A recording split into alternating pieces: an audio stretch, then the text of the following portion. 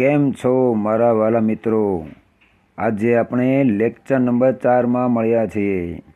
આજે આપણે જે શીખવા જઈ રહ્યા છીએ તેની માહિતી, પ્રાથમિક માહિતી જે આપણે આગળ શીખી ગયા છીએ એ પ્રાથમિક માહિતી આપણે આગળ અભ્યાસ કરી ચૂક્યા છીએ.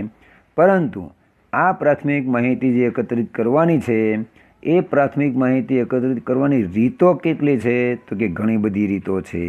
ઘણી બધી રીતો પ્રચલિત છે. એ ઘણી બધી રીતોમાં કઈ કઈ રીતનો સમાવેશ થાય? તો નીચે આપણને સરસ મજાનું કલરફુલ આપણને માહિતી આપેલી છે. પ્રથમ માહિતી છે પ્રત્યક્ષ તપાસ, બીજી માહિતી છે પરોક્ષ તપાસ, ત્રીજી માહિતી છે ટેલિફોન દ્વારા તપાસ, ચોથી માહિતી છે ઈમેલ દ્વારા તપાસ, પાંચમી માહિતી છે પ્રશ્નાવલીની રીત અને છઠ્ઠી માહિતી છે સ્થાનિક ખબરપત્રીઓ દ્વારા તપાસ. આ બધી જે તપાસની પ્રક્રિયાઓ છે, એકત્રિત કરવાની જે રીતો છે એ રીતોનો આપણે અભ્યાસ કરવાના છીએ. પરંતુ ખાસ એક મુદ્દો ખાસ યાદ રાખવા જેવો છે કે આ દરેક વસ્તુમાંથી આપણે ફક્ત પ્રત્યક્ષ તપાસ, પરોક્ષ તપાસ અને પ્રશ્નાવલીની રીતનો જ અભ્યાસ કરવાના છીએ, જે પરીક્ષામાં ખૂબ જ અગત્યનું છે. પરીક્ષામાં પૂછાય છે, લાભ અને ગેરલાભ પૂછાય છે. તો એનો મતલબ એવો, અહીંયા તમને ચિત્રાત્મક માહિતી સરસ મજાની આપેલી છે. યાદ રાખવા માટેની એક અલગ ટેકનિક છે. પ્રત્યક્ષ તપાસ, પરોક્ષ તપાસ, ટેલિફોન દ્વારા તપાસ, ઈમેલ દ્વારા તપાસ, પ્રશ્નાવલીની રીત અને અંતમાં આવે છે સ્થાનિક ખબરપત્રીઓ દ્વારા તપાસ. આમાં મુખ્યત્વે આપણે 3 રીતનો ઉપયોગ કરવાના છીએ. આ 3 રીત કઈ? તો અહીંયા તમને આપેલી છે. પ્રત્યક્ષ તપાસ, પરોક્ષ તપાસ અને પ્રશ્નાવલીની રીત. આ જે 3 રીત છે એ 3 રીતમાં મુખ્ય 3 મુદ્દાઓ આપણે અભ્યાસ કરવાના છીએ. પહેલું શું? તો કે એનો અર્થ. બીજું શું શીખવાના છીએ? તો કે એનો લાભ. અને ત્રીજી વસ્તુ એનો ગેરલાભ. પરંતુ આજે આપણે ફક્ત એમાંથી 2 જ રીત શીખવાના છીએ. કઈ 2 રીત શીખવાના છીએ? પ્રત્યક્ષ તપાસ અને પરોક્ષ તપાસ. તો પ્રત્યક્ષ તપાસ આપણે ડાયરેક્ટ ઇન્ક્વાયરી કરવાની છે, સીધી પ્રત્યક્ષ. બરાબર?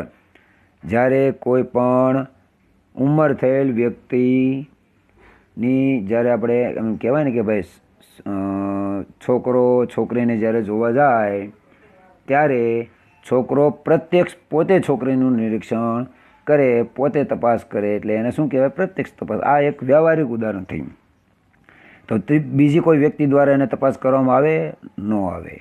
જો બીજી કોઈ વ્યક્તિ દ્વારા તપાસ કરવામાં આવે તો એને શું કહેવાય? પરોક્ષ તપાસ. આ બધા વ્યવહારિક ઉદાહરણો છે. સમજવા માટે પરીક્ષામાં આપણે એવું લખીશું નહીં. ચાલો પ્રત્યક્ષ તપાસનો આપણે અર્થ શીખીએ. તો કે આ રીતમાં સંશોધક જાતે, ખાસ યાદ રાખવાનું, જાતે અથવા એને નિમેલ કોઈ આગણક એટલે શું?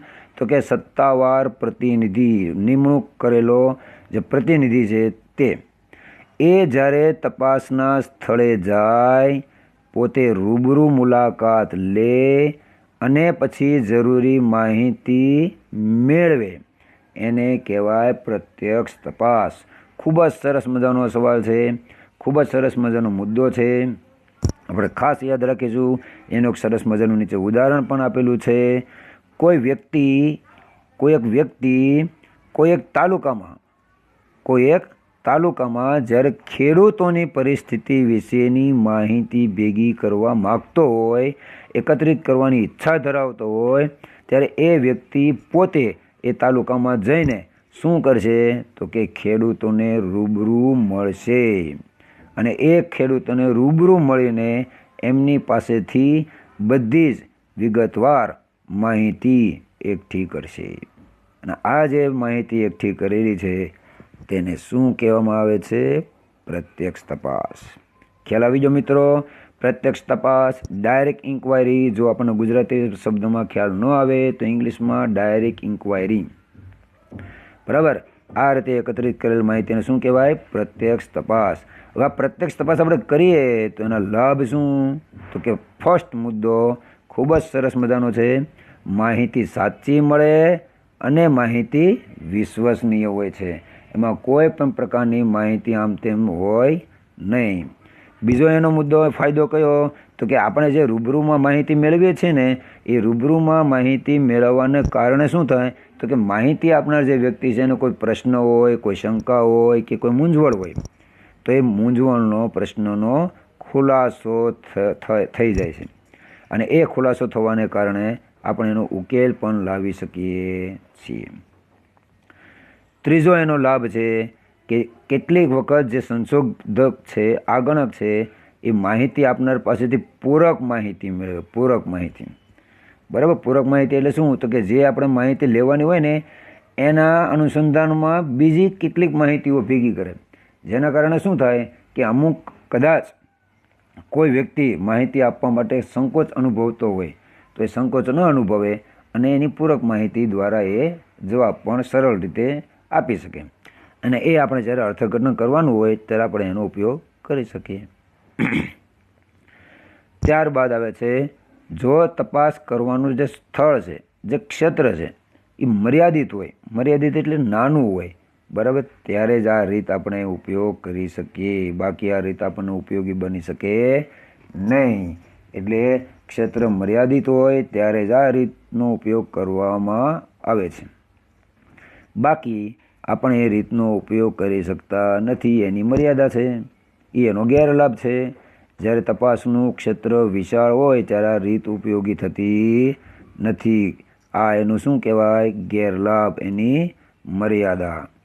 અને આ પદ્ધતિ કેવી છે? ખર્ચાળ છે. કેમ કે તમારે વ્યક્તિઓ, અલગ અલગ વ્યક્તિઓની નિમણૂક કરવી પડે, અલગ અલગ વ્યક્તિઓનો સમય, અલગ અલગ વ્યક્તિઓને નાણાં આપવા પડે.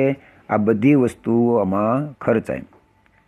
જોકે નીચે લખેલું જ છે, સંશોધક કે આગણકે દરેક વ્યક્તિની રૂબરૂ મુલાકાત લઈ અને માહિતી મેળવે છે, એટલા માટે એનો સમય અને શક્તિ પણ વધુ વપરાય છે. પરંતુ એક બીજી વસ્તુ, જો આગણકો તાલીમયુક્ત અને અનુભવી પાછા ન હોય, તાલીમ પામેલા ન હોય ને અનુભવી પણ ન હોય તો માહિતી આપણને સાચી મળતી નથી અને એ માહિતી વિશ્વાસપાત્ર પણ હોઈ શકે નહીં. વસ્તી ગણતરી જ્યારે દર વર્ષે વસ્તી ગણતરી કરવાની હોય ત્યારે વસ્તી ગણતરી કરવા માટે વ્યક્તિઓ એટલે કે સંશોધકો એટલે કે આગણકોને તાલીમ આપવામાં આવે છે. જો એ તાલીમ આપેલા વ્યક્તિઓ ન હોય, અનુભવી ન હોય તો એ વસ્તી ગણતરી આપણને સાચી માહિતી આપતી નથી. આ થયું પ્રત્યક્ષ તપાસ, રૂબરૂ મુલાકાત, ડાયરેક્ટ ઇન્ક્વાયરી, અર્થ, લાભ અને ગેરલાભ. હવે આવે છે પરોક્ષ તપાસ, ઇનડાયરેક્ટ ઇન્ક્વાયરી. ત્રીજી વ્યક્તિ દ્વારા જ્યારે આપણે તપાસ કરવામાં આવે ત્યારે. પણ આ પરોક્ષ તપાસથી કયા કયા સંજોગોમાં નિર્માણ થઈ શકે, ક્યારે જરૂર પડે પરોક્ષ તપાસની? તો કે પહેલું, જ્યારે ક્ષેત્ર વિશાળ હોય તપાસ માટેનું. બીજો, રૂબરૂ મુલાકાત લેવા માટેનો સમય આપણી પાસે હોય નહીં, બરાબર. ત્રીજું, ખર્ચ ખૂબ જ વધારે થતો હોય ત્યારે પણ આપણે પરોક્ષ તપાસની જરૂરિયાત ઊભી થાય. જે પ્રકારની માહિતી આપણે મેળવવાની છે તેનું સ્વરૂપ ગૂંચવણભર્યું હોય ત્યારે પણ આપણે શેનો ઉપયોગ કરી શકીએ છીએ? પરોક્ષ તપાસનો. તો આવા સંજોગોમાં સક્ષમ સંસ્થા કે કોઈ વ્યક્તિ છે એનો સંપર્ક આપણે સાધવામાં આવે છે. પણ આમ માહિતી મેળવવાની જે રીતમાં આ ગણક પ્રત્યક્ષ તપાસ કરવાને બદલે અન્ય કોઈ સંસ્થા કે ત્રાહિત વ્યક્તિની જ્યારે મદદ લેવામાં આવે ત્યારે એને શું કહેવાય? પરોક્ષ તપાસની રીત કહેવામાં આવે છે. ગયા વખતે પ્રત્યક્ષ તપાસમાં આપણે જે ઉદાહરણ શીખ્યા કે ભાઈ કોઈ એક વ્યક્તિ તાલુકામાં જઈને ખેડૂતોની રૂબરૂ મુલાકાત લઈ જ્યારે માહિતી મેળવે, એ જ ઉદાહરણમાં આપણે અહીંયા નીચે જોઈએ તો કે જે સંશોધક કે આગણકને કોઈ તાલુકાના ખેડૂતની પરિસ્થિતિ વિશે માહિતી એકત્રિત કરવાની હોય, બરાબર, એ સંશોધક કે આગણક ખેડૂતોની રૂબરૂ મુલાકાત લેવાને બદલે એ પોતે શું કરશે તો કે એ જે તાલુકો છે તાલુકાના તલાટી મંત્રીનો સંપર્ક કરશે અને તલાટી મંત્રીનો સંપર્ક કરી અને એની પાસેથી બધી માહિતી મેળવશે. પોતે ખેડૂત પાસે રૂબરૂ જતો નથી. ક્યાંથી માહિતી મેળવી? તો કે તલાટી મંત્રી પાસેથી. તો તલાટી મંત્રી પાસેથી જે માહિતી મેળવી છે એ માહિતીને શું કહેવામાં આવે છે? પરોક્ષ તપાસ. હજી એક ઉદાહરણ જોઈએ તો કે જ્યારે ખૂનના બનાવો કે ચોરીના બનાવો બને ત્યારે વકીલને સંપૂર્ણ વિગતવાર માહિતી જોતી હોય તો એ વકીલ ક્યાં જશે? તો કે પોલીસ સ્ટેશનમાં, અને પોલીસ સ્ટેશનમાં એ બધી માહિતી મેળવી શકશે. આ પોતે પોલીસ ચોર પાસે માહિતી મેળવી શક્યો નથી, એટલે એ પોલીસ પાસે માહિતી મેળવેલી જે છે એ વકીલ માટે શું કહેવાય? પરોક્ષ તપાસ. આ રીતે એકત્રિત કરેલી માહિતીને શું કહેવાય? પરોક્ષ તપાસ કહેવામાં આવે છે. અને પરોક્ષ તપાસની રીત ઘણી બધી પ્રચલિત છે, પરંતુ ખાસ આ રીત દ્વારા જે માહિતી મેળવવામાં આવે છે એ માહિતી મેળવનાર જે વ્યક્તિ છે એ વ્યક્તિની પ્રામાણિકતા, એની કાબેલિયત, એનો અનુભવ, આ 3 વસ્તુ ઉપર એ માહિતી કેટલી વિશ્વાસપાત્ર છે, વિશ્વસનીયતા ધરાવે છે એનો આધાર રહેલો છે. અને હવે આવે છે એનો લાભ કે ભાઈ પરોક્ષ તપાસ કરવાથી આપણને શું લાભ થાય? તો કે જ્યારે કાર્યક્ષેત્ર ખૂબ જ વિશાળ હોય ને, ખૂબ જ મોટું હોય ને, ત્યારે આપણે પ્રત્યક્ષ તપાસ કરી શકતા નથી. એના પરિણામ સ્વરૂપે આપણે શું કરવું પડે? તો કે પરોક્ષ તપાસ. એટલે આ રીત વધારે ઉપયોગી બને. બીજી વસ્તુ કે જ્યારે માહિતી આપનાર જે વ્યક્તિ છે એનામાં મતાંતર વધારે હોય, એક ફિક્સ જવાબ આપી ન શકતા હોય, ત્યારે આ રીતનો ઉપયોગ વધારે હિતાવહ બને છે. પ્રત્યક્ષ તપાસની રીતની તુલનાએ આ રીતમાં સમય, શક્તિ અને નાણાંની બચત થાય છે, જ્યારે પહેલાંમાં વધારે થાય છે. સરકારના જે જુદા જુદા વિભાગો છે એ દરેકે અલગ અલગ વિભાગમાં અલગ અલગ પ્રકારની માહિતી જ્યારે મેળવવાની હોય ત્યારે આ રીત ખૂબ જ ઉપયોગી છે. પછી આવે છે એના ગેરલાભ. તો કે જ્યારે માહિતી આપનાર વ્યક્તિ પૂર્વગ્રહયુક્ત હોય, પક્ષપાતી વલણ ધરાવતું હોય કે મારે માહિતી સાચી આપી નથી, હું ખોટી માહિતી આપવા બંધાયેલો છું, એવું એને અંદરથી જ્યારે ફિલિંગ થાય ત્યારે એ વ્યક્તિ પૂર્વગ્રહયુક્ત કહેવાય, પક્ષપાતી વલણ ધરાવનાર કહેવાય. ત્યારે આ રીત ઓછી વિશ્વસનીય બને. કેમ? તો કે આપણે જ્યારે એની સામે પ્રત્યક્ષ જતા નથી. ત્રીજી વ્યક્તિ એટલે કે ત્રાહિત વ્યક્તિ, જેની પાસેથી આપણે માહિતી મેળવવાની છે તે અપ્રામાણિક હોય, બિનકાબેલ હોય, સાચી માહિતી આપવા માટે સક્ષમ ન હોય, ત્યારે આ પદ્ધતિ નકામી બની જાય છે. કોઈ જ કામની માહિતી રહેતી નથી. તેથી પરોક્ષ તપાસ જે છે એ આપણા માટે બિનઉપયોગી સાબિત થાય છે. આમ આજે આપણે જે પ્રાથમિક માહિતી મેળવવાની જે રીતો છે એમાં 2 રીતોનો આપણે અભ્યાસ કર્યો, પ્રત્યક્ષ તપાસ અને પરોક્ષ તપાસ.